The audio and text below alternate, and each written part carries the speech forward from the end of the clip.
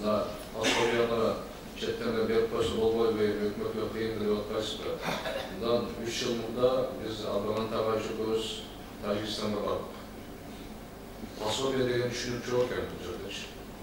Жок, пособие албайт экен Тажикстандачы. Пособие деген. Эми Кыргызстанда ушундай аз камсыз болгондорго аз да болсо өзү айтып аткандай жөлөк деп атат. Таяныч пул болуп атат бул жердечи. Өзүңүз айткандай кичине пул менен обаланы бир эмес дагы жок. Мезгил кетсе, мүмкүн саяктанда 18 жашка чейин берилген мүмкүнчүлүк болот. Дагы бир сөз айтайын. Кореядан, сиз таанышкан чейин айтып турсам болобу? Кореядан бир сыйына келиптир. Кече мен угатам. Кыргызстанда жашайбыз депчи. Баласын көтөрүп үйүнчөгүн алыпчы. Кыргызстанда жашаган. Корея ушунчалык өлүккөн мамлекет болуп не кызыгып атасыңар силер Кыргызстанга? Деп айтпаса, бизде уже баягы толкун жогору чыгат го, ошол деңгээлге чыккан. Бардык компьютер. Көчөгө чыксаң, эч ким сени укпайт. Буларда баягы наушник, колдо телефон, иштеген жерде компьютер. Бирөө менен бирөөнүн мамилеси жок. Тууган менен катнашы жок. Патриоттук рухубузду көтөрөлү да. Бирибизге бирибиз жардам кылбаса. Бул көтөрөбүз. Мындай болот да. Негизги маселе бизде пособие чыгаруу маселе. Элдин баягы мыйзамды ичине түшүнбөстүгү. Социалисттер барса алар ынанбайт. Туура айтпай жатасың, сен кылбай жатасың дегенче. Управлениеге келишет, управлениеге кээ бирөөлөр түшүнүп кетет да. Кээ бирөөлөр управление начальниги да ынанбайттар. Акимиятка келишет.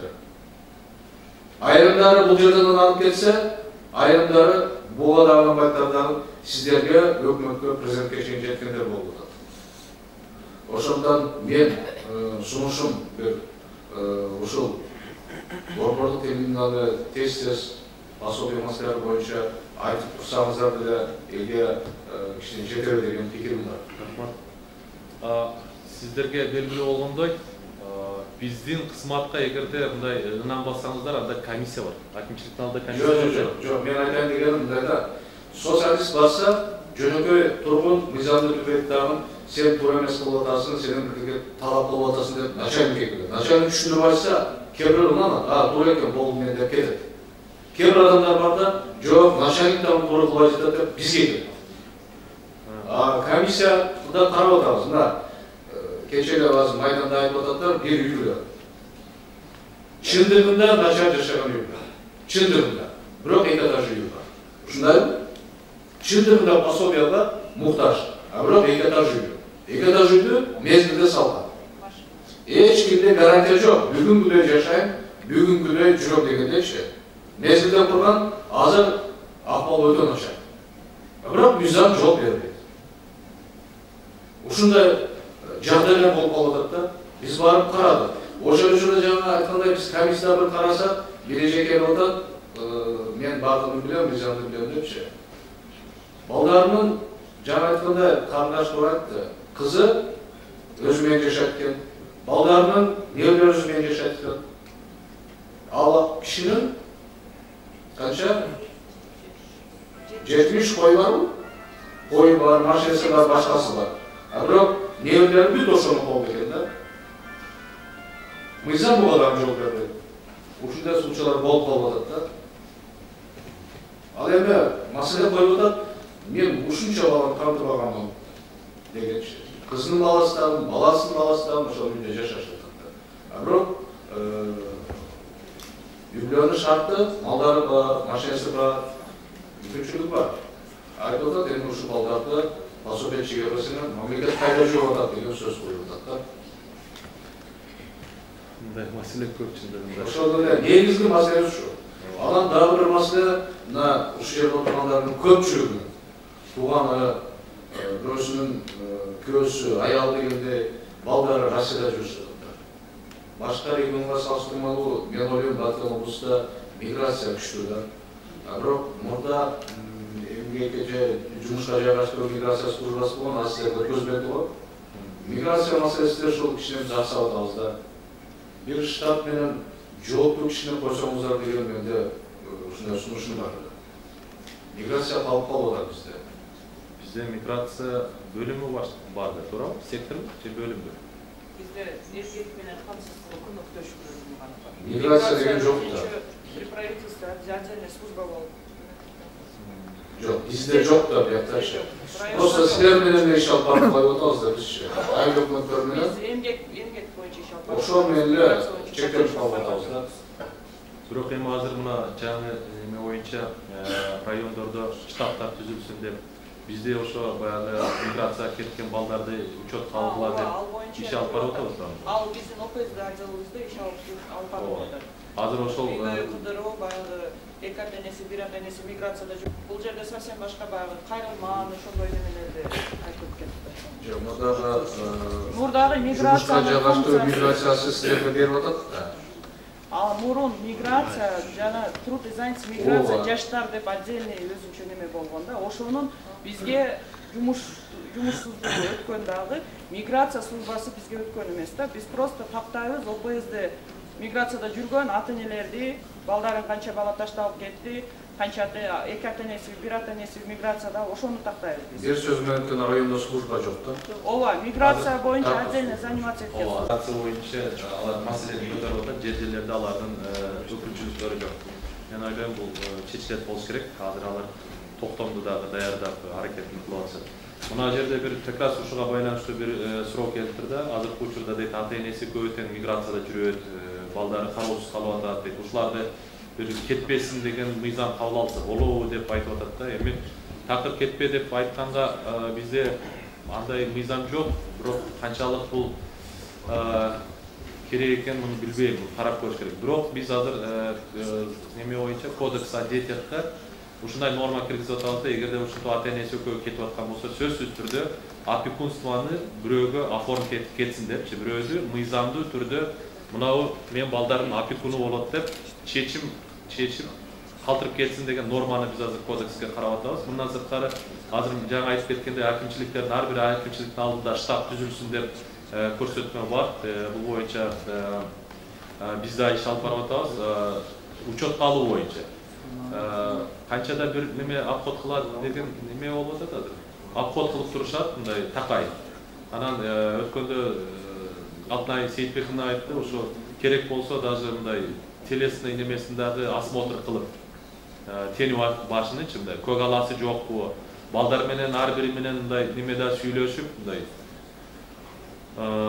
психологически подавленный эмеспи, кичине ошентип тургула. Эми бул жерде баардык бир эле биздин кызматчы акимчилик эмес, ошол жер-жерлердеги мектеп билим берүү министрлиги дагы ИДН биригип, участковыйлар биригип, баардыгыбыз ошо бүт мамлекеттик кызматтар ошо учетко алып, учет алуу бизде, биз анын учетун жүргүзүп, анан ошого жараша бүт мындай камкордук көргүлөт деп бизде тапшырма бар, мунун үстүнөн биз иштеп атабыз. Проект совместного приказа бар, бир топ министрликтер менен, ал дагы ишке кирсе, бул боюнча иш болот деп ойлойм. Экинчи, интернетти мына чектесе болбойбу, ар кандай уят нерселер чыгат, социалдык тармакты жапса болбойбу деп суроо келиптир. Бул эми биздин министрликтин маселеси эмес, бирок биздин чоңдор да бул боюнча иштеп атат болуш керек. Себеби бизде азыр демократиялык өлкө болуп, кичине бирдемени жабайын десең эле мына сөз эркиндиги башка деген маселе болуп атпайбы. Бирок жаңы сиздер айткандай баягы туура эмес сайттарды, ошол эле баягы уят нерселерди көрсөткөн же болбосо террористтик бир кыймыл аракеттерге чакырып таштаган сайттарды жабуу боюнча иш болуш керек. Менин билишимче, мунун үстүндө иш жүрүп атат. Мындан сырткары мына неме боюнча, баатыр энелер боюнча кайрылыптыр, баатыр энеге кайра документ тапшырам, эч эле өткөзө албай аткан деп, муну местный госадминистрациялар документтерди кабыл алат, анан жана эки өзүңүз дагы бир караштырып неме кылып койсоңуз, кимден түшүп атат экен. Өзү негизи бүгүн баатыр энелерге пенсияга чыкмайынча эч кандай мамлекеттен ала турган нерсеси деле жок да. Жөн эле баатыр эне, ушуну искинабай эле жеңилдетип берип койсок жакшы болот эле. Булар да ошону сурап атат, ушуну жеңилдетип берип койсо болбойбу деп. Эми ал 7 балалуу болгондугу анык болсо, анан ушу бир төш белгини илип койгон. мен ойлойм сиздер дагы неме кыласыздар, мен дагы өкмөт күчү катары муну тиешелүү жерге өзүмдүн сунушумду айтам. Пенсия мына 1400 сом пенсия алам, 2,5 миң сомдон кем болбойт деп айткан болчуңар дейт. Тиги бийлик тарабынан айтылса керек ушундай. Пенсия, ооба, чындыгында пенсия маселеси дагы эгерде бул биз тараптан алып аткан пенсия болсо, муну көтөрүү өтө кыйынга туруп атат. Себеби жаңы айтып кеттим, иштеген пенсионерлерден ашпагыла деген бизде ушундай бир норма бар. Ошондуктан биз муну көтөрүп албай атабыз. Негизи пенсия боюнча социалдык фонд өз иш-чарасын көрүп атат, жылда көтөрүп атат, эми канчалык жеткиликтүү көтөрүп атат, аны билбейт экенмин мен. Бул социалдык фонддун маселеси да. Кимдерге жөлөк пул төлөнөт, кантип алса болот, эмне справкалар талап кылынат, жана доход эсептеп атканда эмнелер эсептелинет, эмнелер эсептелинбейт деп биз азыр ролик даярдадык. Кудай буйрса мына ушу жакын күндөрдөн биз кое беребиз. Ошол телевидение, мамлекеттик телевидение, радиолордон. Ошондо сиздерде да маалымат болот, анан ошондо биздин кызматкерлерге болгон баягы ишенбестик дагы жоюлат деген ойдомун да. Бул мыйзам талабына жараша балага сүйүүчү боюнча бизде неме кетет, ролик кетет жакын күндөрдөн баштап. Мына сырткары оплата ассистента деп жаңы мына майып балдардын ата-энеси, бул боюнча да биз ролик. Мына сырткары баягы зордук зомбулукка кабылган балдар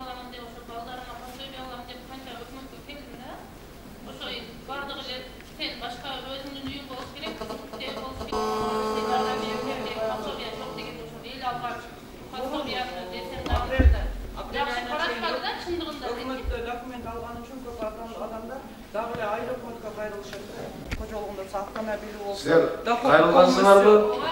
доходу ошол үй бүлөнүн доходу эсептелинет да, анан кийин кантип автомобиль болсо, мал жан. Кайсы айлык өкмөттөн? Орозбектен. Ошону туура түшүнүшсек, үйүңөр жок болсо бербейбиз деген бул туура эмес да. Азыр жок, биздин специалисттер антип түшүндүрбөйт, насколько мен эметейин.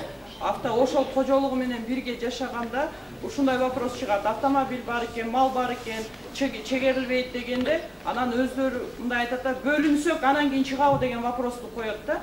Эми аны биз чече албайбыз да, аны бөлүнүп, анан кийин дебейбиз. Раз азыркы маалда ушул үй бүлөдө жашап аткандан кийин доход туура келбесе, биз чегере албай калып атабыз. Баягы үстү жогоруда айтылган маселедей да. Сиз кайрылыңызчы, бизде комиссия бар. Комиссия кайрылыңыз. Акимчиликтин алдында комиссия бар. Эгерде биздин кызматкерлердин чыгарган чечимине наразы болсоңуздар, комиссия бар. Буякта акимчиликке кайрылыңыздар, аны тактап берет. Анан мен маалымат үчүн айтып коеюн, чындыгында пособие алууда элибиз баягы маалымат жоктугунан дагы кыйналып атат экен да. Анан биздин кызматкерлер туура маалымат берип, ошол жакка кайрылыш керек да. Анан булар бирок график боюнча айлык өкмөткө да чыгат, ошол жакка кайрылсаңыздар болот. Графиктери барбы азыр? Ар бир айлык өкмөткө качан барыш? Жаңы жылда жасап атабыз. жок, чыгып атат. Биздин управление мына декабрь айында дагы бул жерде райондо алдык документти. Ал эми жаңы жылдан баштап туруп. Мен сизге талап кылатам. Ар бир айлык өкмөткө графикти илип коюңуздар. Кайсы күнү биздин кызматкерлер бар. Ошого жараша биздин аякта жарандар пландаштырсын. Мына күнү келет экен деп документтерин даярдаш керек. Тизмени толугу менен ар бир айга чейин илиңиздер. Биздин тизме боюнча да булар контролдо турсын. Анан ошол жерде жаңы мен айтып кеткендей, чындыгында аскамсыз болгондор алып атыптыр, мен Кудайга шүгүр тирлигим бар экен, бара берейин деп ынандыш керек буларга. Кызматта жүрө беребиз. Качылыгыңыз үчүн чоң рахмат. Рахмат.